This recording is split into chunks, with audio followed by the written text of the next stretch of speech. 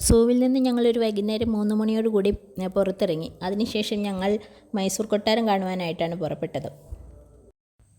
മൈസൂർ ഭരിച്ചിരുന്ന വാടിയാർ രാജവംശത്തിൻ്റെ ഔദ്യോഗിക വസതിയായിരുന്നു ഈ കൊട്ടാരം. വിനോദയാത്രയ്ക്കായി വന്ന സ്കൂൾ കുട്ടികളും മറ്റു ടൂറിസ്റ്റുകളും ധാരാളമായി അവിടെ ഉണ്ടായിരുന്നു. കൊട്ടാരമുറ്റത്ത് തന്നെ ചെരുപ്പ് ധരിക്കാത്ത കുട്ടികളെ കണ്ടപ്പോൾ നിങ്ങളുടെ ചെരുപ്പ് എവിടെയെന്ന് ഞാൻ ചോദിച്ചിരുന്നു കേട്ടോ. പക്ഷേ അകത്തേക്ക് പ്രവേശിക്കുന്നതിന് മുൻപ് തന്നെ ചെരുപ്പ് സൂക്ഷിക്കാനായിട്ട് ഊരി കൊടുക്കേണ്ടി വന്നപ്പോഴാണ് അകത്തേക്ക് ചെരുപ്പ് അനുവദിക്കുന്നില്ലെന്ന് ബോധ്യമായത്. കൊട്ടാരം വൃത്തിയായി സൂക്ഷിക്കുവാൻ അത് വളരെ അത്യാവശ്യമാണ് കേട്ടോ.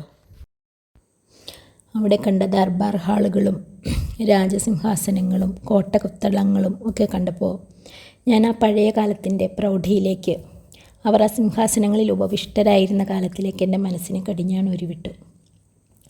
അവിടുത്തെ ഓരോ ഛായാചിത്രങ്ങളും ആമാടപ്പെട്ടികളും ആയുധങ്ങളും അവിടെ കണ്ട ഓരോ സൈന്യരുടെ ചിത്രങ്ങളും ഒക്കെ കണ്ടപ്പോൾ എൻ്റെ മനസ്സ് ആ പഴയ കാലത്തിലേക്ക് അങ്ങ് പോയി.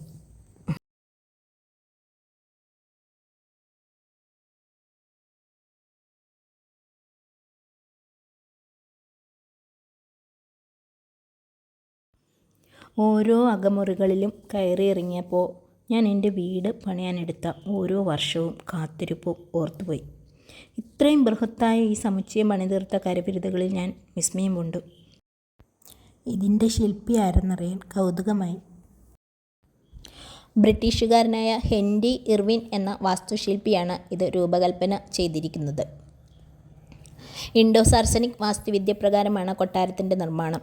ഹിന്ദു, ഇസ്ലാം, രാജപുത്ര, ഗോത്തിക് വാസ്തുവിദ്യകളുടെ സങ്കര രൂപമാണ് ഇൻഡോ സാർസനിക് വാസ്തുവിദ്യ.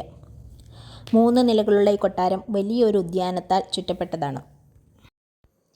മൈസൂർ രാജ്യത്തിൻ്റെ അധികാരം ഒഡയാർ രാജവംശത്തിൽ നിന്നും 1761 ഹൈദരാലി കൈവശപ്പെടുത്തി. തുടർന്ന് മകൻ ടിപ്പു സുൽത്താൻ്റെ കൈവശമായിരുന്നു. അന്നത്തെ കാലഘട്ടത്ത് മൈസൂർ രാജ്യത്തിൻ്റെ സൈനിക ശക്തിയും സാമ്പത്തിക ശക്തിയും വളരെ പ്രബലമായിരുന്നു.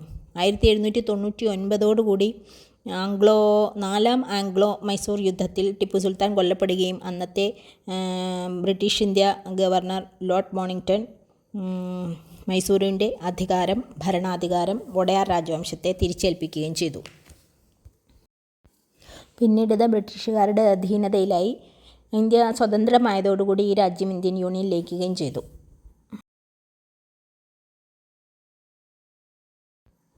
ഇന്ന് കാണുന്ന ഈ കൊട്ടാരം പലതവണ നവീന പ്രവർത്തനങ്ങളിലൂടെ കടന്നുപോയിട്ടുണ്ട്. 14ാം നൂറ്റാണ്ടിലാണ് ഈ കൊട്ടാരത്തിൻ്റെ ആദ്യ രൂപം പണി കഴിപ്പിക്കപ്പെട്ടത്. ആ കൊട്ടാരം തകർക്കപ്പെട്ടതിന് ശേഷം 1897 ഇന്ന് കാണുന്ന ഈ കൊട്ടാരം നിർമ്മാണം ആരംഭിച്ചത്. 1912 ഇത് പൂർത്തിയാകുകയും ചെയ്തു.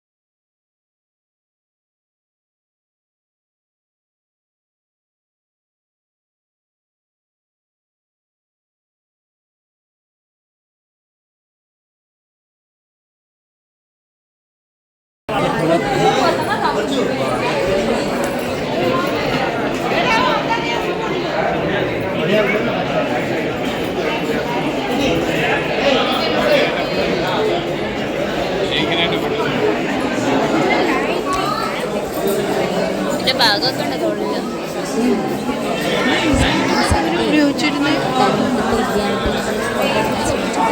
7 വരെ പ്രവേശനം. ഇതിനിടയിൽ പശ്ചാത്തലത്തിൽ